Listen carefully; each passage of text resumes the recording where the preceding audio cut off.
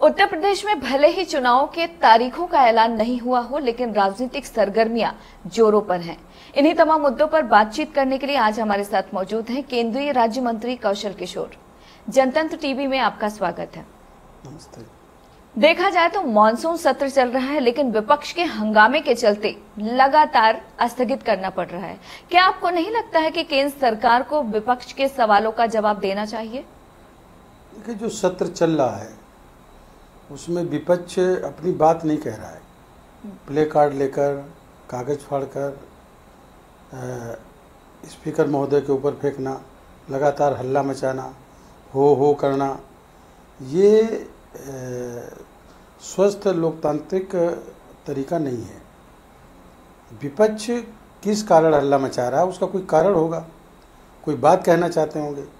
तो जो भी आप बात कहना चाहते हो, वो जब स्पीकर महोदय लगातार ये कह रहे हैं, सरकार कह रही है राज्यसभा में भी लोकसभा में भी कि हम पूरी तरीके से चर्चा करने के लिए तैयार हैं, सदन के अंदर बहस करने के लिए तैयार हैं, और सभापति जी भी बोल रहे हैं राज्यसभा में, स्पीकर महोदय लोकसभा में बोल रहे हैं, तो कम से कम जो है विपक्ष को चाहिए कि उस पर वार्ता करे, चर्चा करे, अपनी बात को रखे।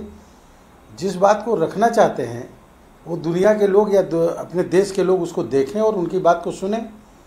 केवल हल्ला मचाना, हो करना और उसके बाद सदन को न चलने देना, सदन को स्थगित कराना, इसका मतलब है कि वो अपनी बात नहीं रखना चाहते या उनकी बात में दम नहीं है, जानबूझ करके सदन न चलने नहीं देना चाहते। ऐसा आभास नहीं हो रहा, बल्कि ऐसा सच में है भी। और देश की जनता भी देख रही है कि विपक्ष अपनी बात को रखने के बजाय, चर्चा करने के बजाय, सरकार की बात की हम आपसे चर्चा करेंगे, उसको विपक्ष ना मान करके ये साबित कर रहा है कि उनके पास कोई मुद्दा नहीं है, केवल जानबूझ करके देश की जनता को गुमराह करने का काम कर रहे हैं। क्योंकि देखा जाए तो लगातार हंगामा चल रहा है और इससे देश का पैसा भी बर्बाद हो रहा है, क्योंकि सबको पता है कि संसद सत्र चलता है तो पैसा कितना खर्च होता है, लेकिन जो जरूरी चीजें हैं उस पर, जो जरूरी बिल हैं उस पर बातचीत नहीं हो पा रही है। विपक्ष लगातार, चाहे पेगासस का मामला हो या फिर किसान आंदोलन, इसको लेकर अड़े हुए हैं कि वो इस पर जवाब चाहते हैं सरकार से। सरकार जवाब देने के लिए तैयार है, सरकार पूरी तरीके से इसके लिए एग्री है, और इसके लिए बार बार अध्यक्ष महोदय जी द्वारा भी, सभापति जी द्वारा भी ये लगातार कहा जाता है कि मैं आपको टाइम दे रहा हूँ, आप अपनी बात को रखिए। लेकिन वो टाइम नहीं, इसके लिए रखने के लिए तैयार ही नहीं। वो तो केवल हल्ला मचाते हैं और इतना शोर करते हैं कि चेयर के पास चढ़ जाते हैं, और जब तक सदन स्थगित नहीं होता तब तक शोर करते रहते हैं। तो सिर्फ हंगामा खड़ा करने का उनका मकसद है, कोई भी चर्चा करना नहीं चाहते। किसान आंदोलन हो या कोई दूसरा मैटर हो, जो भी हो उस पर बात करें। किसान आंदोलन की अगर बात करें तो मैं कह रहा हूँ कि किसान पूरे देश का इस सवाल पर आंदोलित नहीं है, क्योंकि किसानों को 6,000 रुपये साल में किसान सम्मान निधि मिल रही है माननीय मोदी जी के द्वारा। हर खेत को पानी, हर पेड़ को पानी के लिए जल शक्ति मंत्रालय का गठन किया गया। फसल का उत्पादन दूना हो, इसके लिए सरकार पूरी तरीके से मोदी जी की काम कर रही है। इसके अलावा उर्वरक में, खाद में भी छूट देने का काम कर रही है। तो इस तरीके से जैसे किसानों को मुफ्त में बिजली का कनेक्शन दे दिया गया, आम जनता को दे दिया गया जिनके पास बिजली के कनेक्शन नहीं थे। सौभाग्य योजना के तहत करीब 14 करोड़ लोगों को गैस सिलेंडर चूल्हे दे दिए गए, जो छोटे मोटे किसान हैं उन लोगों को। अभी शौचालय, और अभी 15 अगस्त जब आएगा 2022, तो पूरे देश में उन लोगों को, जिन लोगों के पास भी घर नहीं है, उनको सबको प्रधानमंत्री आवास मिल जाएगा 75 साल पूरे होने पर आज़ादी के। तो ये जो सारी सुविधाएं लोगों को मिल रही हैं, इससे किसान को मालूम है कि ये आंदोलन जो है, जो चला रहे हैं, वो राकेश टिकैत जी का आंदोलन है, मात्र उनके संगठन का आंदोलन है। उनको प्रोवोक करने का और उनको समर्थन करने का काम राहुल गांधी और विपक्ष के लोग कर रहे हैं। कि किसानों का आंदोलन नहीं है, किसान का आंदोलन होता तो किसान अपनी जगह उठ के खड़ा होता। तो क्या आपको लगता है कि ये राजनीति से प्रेरित है आंदोलन, जो किसान दिल्ली के जंतर मंतर पर बैठे हैं? बिल्कुल बिल्कुल, राजनीति से अगर प्रेरित नहीं है तो सरकार कितने बार वार्ता करने के लिए कह रही है, किसानों से भी वार्ता करने की बात करती है, जो लोग धरने प्रदर्शन पर बैठे हैं उनसे वार्ता करने की बात करती है। एक बार वार्ता करने गए भी तो मौन बैठे रहे, वार्ता नहीं किया तो जब आप अपनी बात ही नहीं कहेंगे तो सरकार क्या जवाब देगी? सरकार अपनी बात कहे और आप सुनते हैं तो सरकार हर मुद्दे पे वार्ता करने के लिए तैयार है। केवल एक राजनीतिक तरीके से कुछ लोग उकसा करके इसमें राजनीति करने का काम कर रहे हैं। और सीधी सी बात, एक और बात देखिए, एक बयान आया था जो मैंने टीवी पे देखा कि राकेश टिकैत जी का कहना है कि बीजेपी से मेरा कोई विरोध नहीं है, केवल मोदी जी से विरोध है। इसका क्या मतलब होता है? इसका मतलब है कि राकेश टिकैत जी अपनी मर्जी से बात कर रहे हैं या ये बात किसी के कहने से कह रहे हैं? कैसे कह रहे हैं? ये आंदोलन जो है, कोई भी आंदोलन चल रहा हो वार्ता के जरिए हल होता है। एक देश से दूसरे देश में अगर विवाद होता है तो वार्ता के जरिए हल होता है।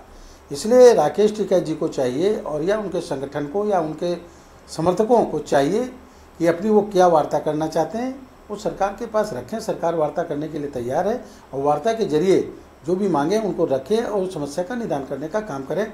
देश का इससे नुकसान ना हो बल्कि किसानों का इससे फायदा हो। केंद्र और राज्य में डबल इंजन की सरकार है। 2017 में योगी सरकार ने यूपी की जनता से जो वायदे किए थे, आपके हिसाब से कितना सफल और कितना विफल रही है? देखिए, योगी जी ने जो भी वादे किए थे वो सभी वादे उन्होंने पूरे किए हैं और उन वादों पे अगर कहीं कुछ थोड़ा बहुत रह गया होगा तो उसको पूरा कर दिया जाएगा और कर भी रहे। वो चाहे किसानों का मामला हो, चाहे गरीबों का मामला हो, चाहे आवास संबंधी मामला हो, चाहे बिजली संबंधी मामला हो, चाहे पेयजल की व्यवस्था हो, चाहे शहरों को बेहतर बनाने का हो, चाहे ग्रामीण क्षेत्र को ठीक करने का हो, सबको पूरी तरीके से, या बेटी बचाओ बेटी पढ़ाओ का नारा है या इसके लिए जो कानून व्यवस्था है, उन सारी चीज़ों को ठीक करने का काम योगी जी मुस्तैदी से करते हैं। कोरोना पीरियड में भी आप देख रहे होंगे कि योगी जी को खुद कोरोना हो गया लेकिन विजुअल मीटिंग करते रहे, वो वर्चुअल मीटिंग करते रहे और वर्चुअल मीटिंग करने के साथ साथ में जैसे ही वो ठीक हुए जनपदों में गए, हॉस्पिटलों को चेक किया, किसी न किसी गांव में गए। इसलिए जनता के अंदर एक मनोबल बढ़ाया पूरी तरीके से योगी जी ने और प्रधानमंत्री मोदी जी ने कि आप चिंता मत करो, हम हैं आपके साथ, हम हैं, चिंता मत करो। ये भरोसा जो दिलाया और इसके लिए अभी तीसरी लहर जैसे आ रही है कि बात आई कि तीसरी लहर आएगी कि नहीं आएगी, लेकिन केंद्र में मोदी जी की सरकार और उत्तर प्रदेश में योगी जी की सरकार निगरानी कमेटियां बनाकर आंगनबाड़ी वर्कर, आशा बहू, टीचर्स या सेक्रेटरी गांव पंचायत के मिल के जो निगरानी कमेटी बनाई, उनको मेडिकल किटें बांट दी गई, हम लोगों के द्वारा के थ्रू बंटवाई गई। मेडिकल किट साथ में रखिए, कोई भी निगरानी रखिए, किसी को भी बुखार आता है तो उम्र के हिसाब से उनको दवा देने का काम करिए। एक भी बच्चे की या एक भी बुजुर्ग की, अब भले वो कोरोना से संक्रमित हो जाए लेकिन उसकी जान ना जाने पाए, वो जिंदा रहे, उसको बचाना है, जान नहीं जाने देना है। इसके लिए पूरी तैयारी हमारी योगी जी की सरकार ने पूरी तरीके से और मोदी जी की केंद्र में करने का काम किया है। दिल्ली में सांसदों की बैठक पर अखिलेश यादव ने तंज कसते हुए कहा है कि यूपी की दुर्गति का हाल पार्टी के राष्ट्रीय अध्यक्ष दिल्ली बुलाकर सांसदों से पूछ रहे हैं। आपका क्या कहना है? विपक्ष का काम है विरोध करना। पार्टी की बैठक हो रही भारतीय जनता पार्टी के सांसदों की, तो सपा को तकलीफ होने की कोई ज़रूरत नहीं है। कम से कम भारतीय जनता पार्टी के राष्ट्रीय अध्यक्ष सांसदों से बुलाकर उनकी बात को सुनना, समझना, क्या कमी कहीं कोई है तो बताइए, या कहीं कुछ और कुछ करना है, राय मशविरा करना, ये करके इसी का मतलब है कि काम अनेक और इरादा नेक, इसी का मतलब है।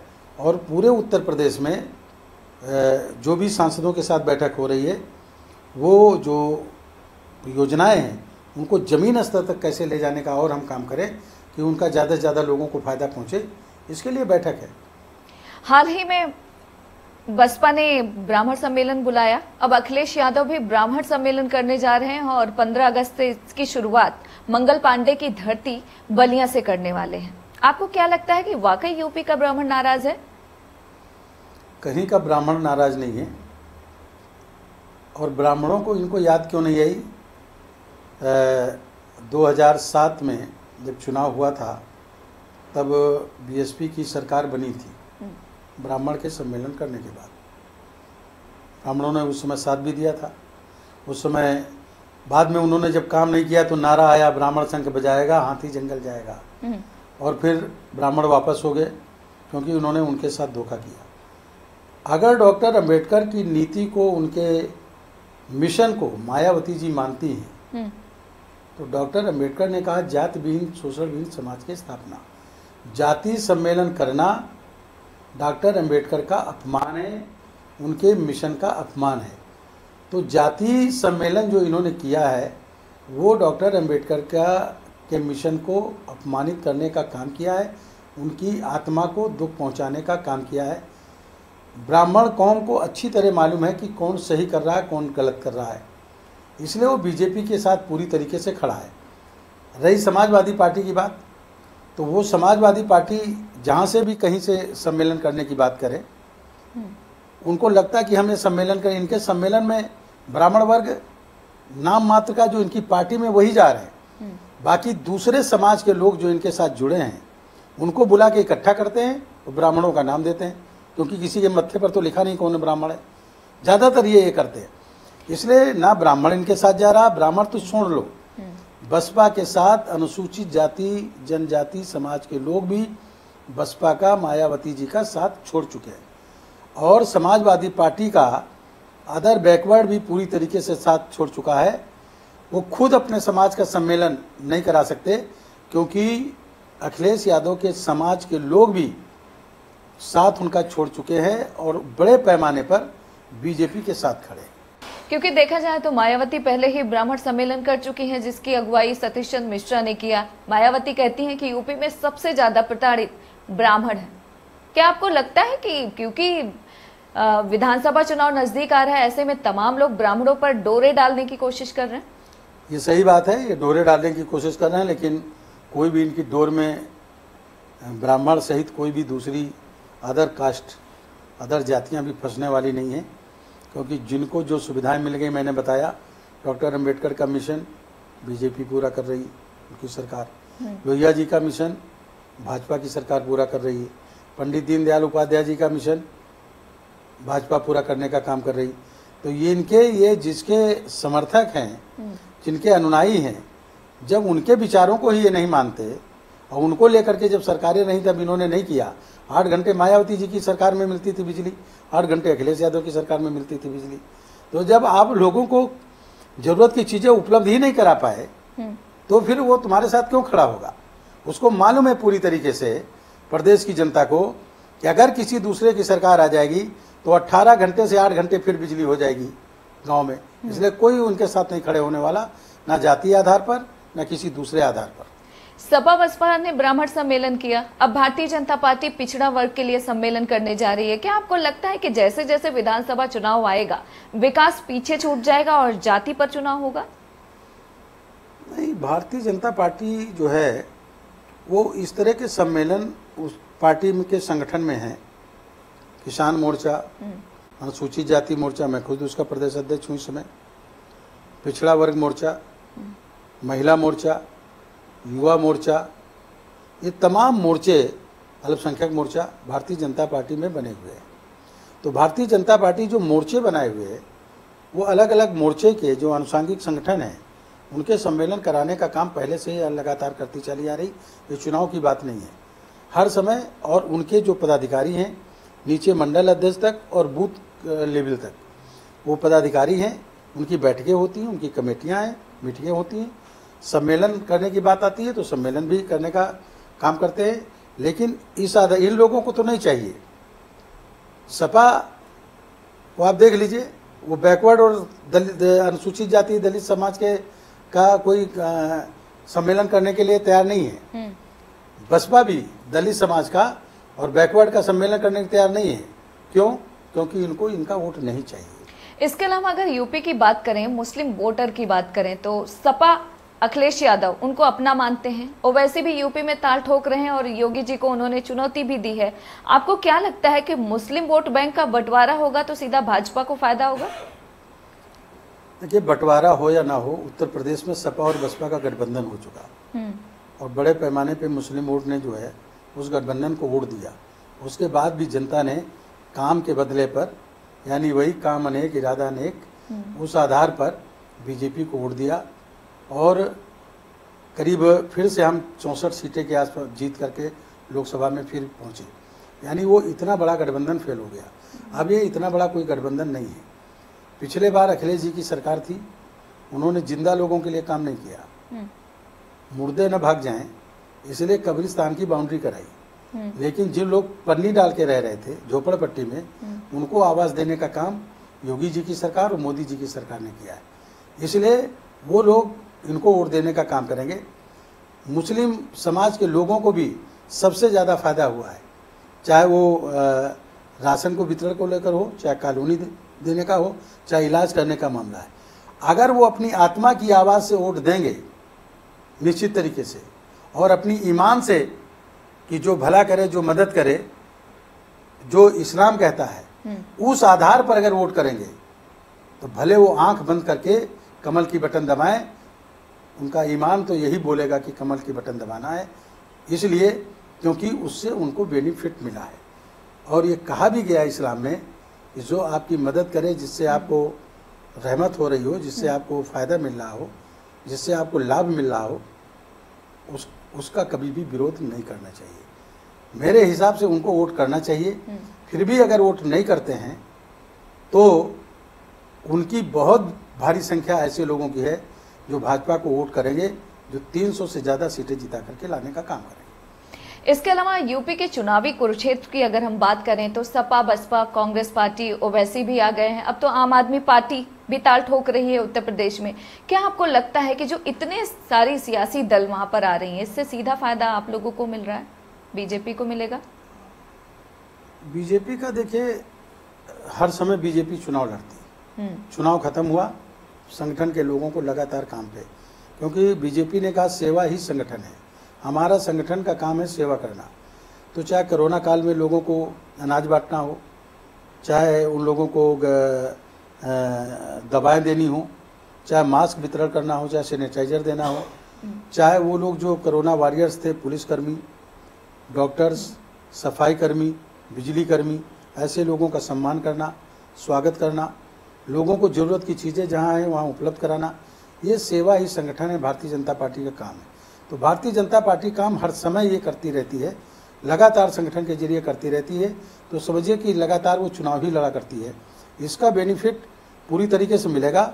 और ये लोग जो आपस में जितने ज़्यादा चुनाव लड़ करके, ये कोई भी आप देखिए, ये सपा पे हमला नहीं कर रहा, बसपा पे हमला नहीं कर रहा, कोई सब लोग मोदी जी और योगी जी पर हमला करने के लिए तैयार है। और वो भी वैचारिक नहीं, व्यक्तिगत जैसे विरोध हो, लड़ाई हो, ऐसा कर रहे हैं। तो जनता इन चीज़ों को देख रही है, समझ रही है, और ये भी जान रही है कि इनके पास कोई मुद्दा नहीं है। मुद्दा सिर्फ एक ही है, मोदी जी का विरोध करना और योगी जी का विरोध करना। तो इस बात को जनता पूरी तरीके से पकड़ रही है कि बगैर मुद्दे की ये लोग बात करते हैं, इसलिए फिर से योगी और मोदी जी के साथ खड़े होना। कोरोना संक्रमण काल में जिस तरीके से योगी जी ने काम किया, विश्व पटल पे उनकी सराहना हुई, लेकिन प्रयागराज जैसी कुछ तस्वीरों ने सवाल भी खड़े किए। कितनी सच्चाई है इसमें? देखिए, काम तो बहुत किया उन्होंने और आज भी कर रहे हैं। और कहीं ना कहीं कोई चीज़ अचानक आ जाती है, जैसे दूसरी लहर आ गई, और वो अचानक जो लहर आई तो उसमें तमाम लोग निश्चित तरीके से कोरोना से पॉजिटिव हुए, कुछ लोगों की कैजुअलिटी हुई, कुछ लोगों की जान गई। तो हमारे खुद एक भाई हैं, उनकी डेथ हो गई, और हमारे छोटे भाई थे, उनके दामाद की डेथ हो गई। वो मजबूरी थी कि सारा इलाज होने के बाद भी उनकी जान नहीं बच पाई। मगर उससे निपटने के लिए पूरी तैयारी की योगी जी ने, और अब उसकी तैयारी और ज़्यादा बड़े पैमाने पर की। आज पूरे उत्तर प्रदेश के अंदर 300 ऑक्सीजन गैस के प्लांट लग रहे हैं, लगाए जा रहे हैं। तेज़ी से काम उन पर हो रहा है। लखनऊ में भी काम हो रहा है। कोई भी व्यक्ति को गैस की ज़रूरत पड़ेगी तुरंत मिलेगी, उसकी दवा की ज़रूरत पड़ेगी तुरंत मिलेगी। मैं तो समझ रहा हूँ कि WHO ने जो भी सराहना की, बहुत अच्छा किया, जनता भी कर रही, हम लोग भी योगी जी की इस कार्यशैली की सराहना करते हैं। आखिरी सवाल, नशा मुक्ति को लेकर आप एक अभियान चला रहे हैं लंबे वक्त से, मिशन क्या है आपका, लक्ष्य क्या है? देखिए, मेरा खुद का बेटा जो है नशा करने वाले लड़कों के चक्कर में फंस के, उसकी 28 साल की उम्र में विगत 19 अक्टूबर 2020 को मौत हो गई लीवर फेल होने की वजह से। उसका कारण मैंने ढूंढना, तो मैंने अपने जीवन में तो नशा नहीं किया कभी, इसलिए कि मेरी वो दोस्ती नहीं थी, यह मेरा संकल्प था। मेरा बेटा भी अगर दोस्तों के चक्कर में न फंसा होता या उनकी नशे की बात नहीं मानता तो आज मेरे बीच में जीवित होता। इस पे जब मैंने खोज किया तो मालूम हुआ कि यूनिवर्सिटी में लड़के, पढ़ने वाले लड़के लड़कियां, कॉलेज में पढ़ने वाले लड़के लड़कियां, कई टीचर्स, प्रोफेसर ने बताया कि वो स्कूलों में नशा करते हैं। नशा बेचने वाले लोग नशा नहीं करते, वो नशे के जो सौदागर हैं, नए नए लड़कों को फंसाते हैं, लड़कियों को फंसाते हैं, उनसे नशा करवाते हैं, पूरी तरीके से बर्बाद करने का काम करते हैं। आप देखेंगे पाकिस्तान बगैर कोई युद्ध किए हुए हमारे देश में ड्रग्स की सप्लाई करके हमारे पंजाब को, हिमाचल प्रदेश को, हरियाणा को बड़े पैमाने पर वहाँ के नौजवानों को कमज़ोर करने का काम किया। जो पूरे क्षेत्रों में सेना में भी बड़ी थी, 25 से 35% लोग भर्ती होते थे, आज 5% लोगों की भर्ती रह गई। हमारे देश के नौजवानों को नशे में डालकर बर्बाद करने की एक इंटरनेशनल साजिश है, यह नशे के सौदागरों की साजिश है। हम जो नशा मुक्त समाज आंदोलन चला रहे हैं, हम नशा करने वाले लोगों से कुछ नहीं कह रहे, मगर नशा करने वाला व्यक्ति वो भी चाहता है कि मेरा बेटा, मेरी बेटी नशा ना करे। इसलिए जो नशा नहीं करते हैं, 10 साल से ऊपर के लोग, हम उनको संकल्प दिला रहे हैं कि वो अपने जीवन में नशे का सेवन ना करें। तो इसलिए जब वो नशे का सेवन नहीं करेंगे तो नशे के कस्टमर घट जाएंगे। जैसे जहर की दुकान नहीं है क्योंकि जहर खाने वालों की संख्या नहीं है, इसलिए कोई कस्टमर नहीं है, उसी तरह नशे की दुकानें तब बंद होगी जब नशे के कस्टमर नहीं रहेंगे। तो हम जिनको संकल्प करा रहे हैं, वो हर महीने में एक लड़का जो संकल्प करेगा वो हर महीने एक नए लड़के को जोड़ेगा, 1 से 2, 2 से 4, 4 से 8, इस तरह एक लड़के से 2048 लोग एक साल में जुड़ जाएंगे। अभी जब आज़ादी के 75 साल पूरे होंगे तब तक एक साल में हम 75 लाख लड़के और लड़कियों को संकल्प करा चुके होंगे जो अपने जीवन में कभी नशे का सेवन नहीं करेंगे। ये प्रधानमंत्री जी का जो अमृत महोत्सव का कार्यक्रम है, उस कार्यक्रम के तहत हम 75 लाख लोगों के एक साल में नशे का सेवन कराने से, ना करने से रोकने का संकल्प कराने का काम करेंगे। हर महीने वो एक अपने नए लड़के को और जोड़ेंगे। कुछ सालों के अंदर नई पीढ़ी के लड़के नशा नहीं करेंगे, उनके घर में कोई नशा करता होगा वो भी धीरे धीरे छोड़ेगा, और आने वाले चंद सालों में हमारा देश नशा मुक्त भारत बनेगा, नशा मुक्त देश बनेगा। आपने हमें समय दिया, उसके लिए आपका बहुत बहुत शुक्रिया। धन्यवाद, आपको भी बहुत बहुत धन्यवाद। तो आप सुन रहे थे केंद्रीय राज्य मंत्री कौशल किशोर जी को, जिन्होंने तमाम सवालों के जवाब बड़े ही बेबाकी के साथ दिया। फिलहाल आप हमें और हमारी टीम को दीजिए इजाजत और देखते रहिए जनतंत्र टीवी।